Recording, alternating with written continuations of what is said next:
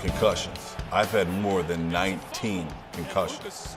19 that I know of. One of the things we've been working on here at PAST are protocols to reverse or lessen the symptoms that are related to post-concussion issues. We're 3 years into our treatment program with Ray, and it's great that he's thriving, and now he's a vital part of our organization. I'm gonna say this, in the future, this room ain't big enough for what's gonna be coming this way.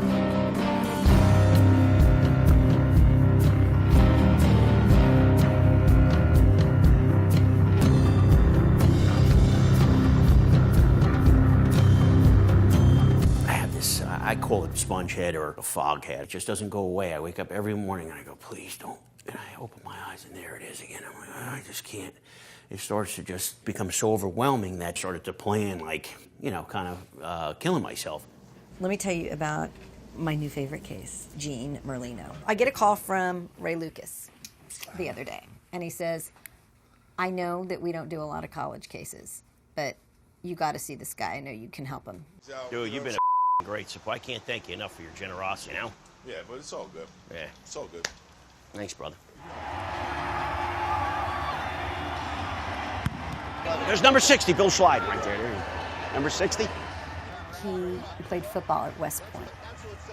He sustained, I think, a total of 13 concussions. Okay. Landed him in Walter Reed for 5 weeks and was discharged from the Army for concussions related to football.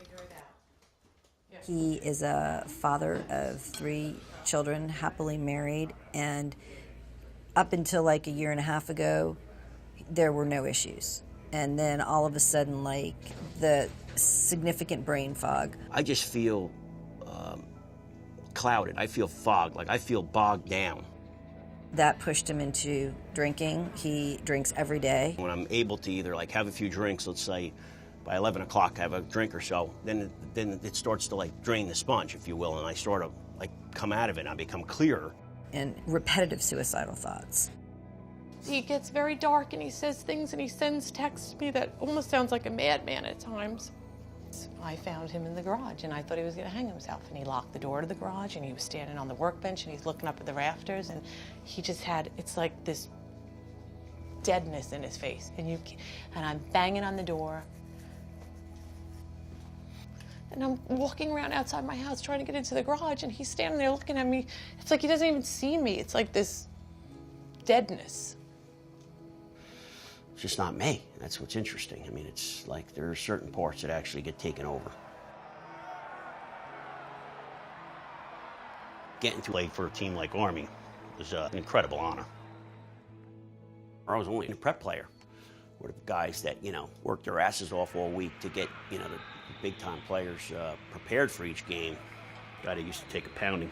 You know, I started getting concussions every practice. You know, I mean, I could look right in the mirror and see I had no color in my eyes because my pupils were so dilated, throwing up all over. I didn't have enough strength to even get out, so I used to throw up like in one area and try to roll over and lay away from it, and I just couldn't move.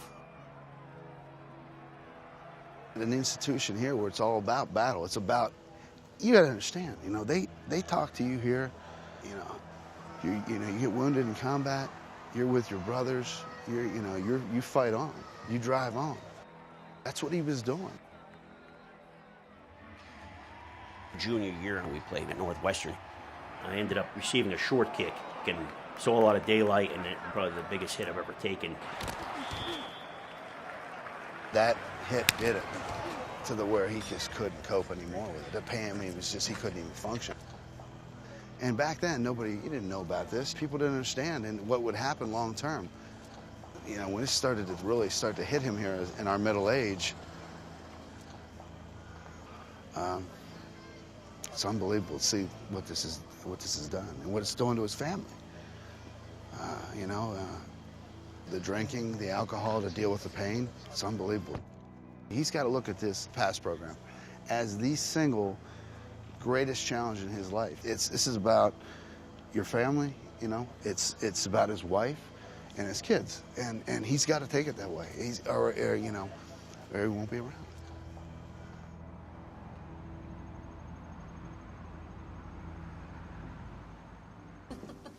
What's up, homeboy?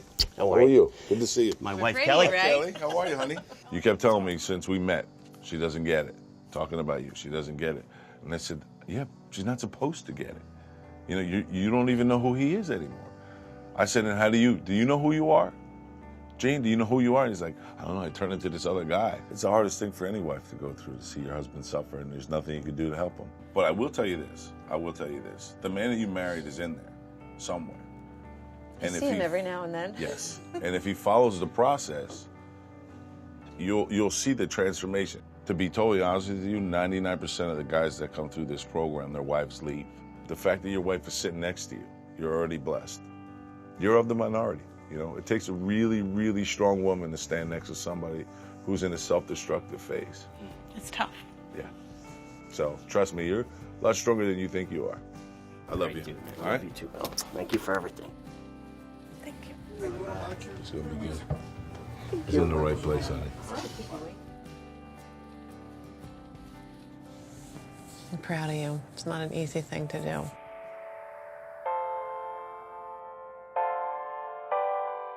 Gene and Terry have become the two desperados here at Past.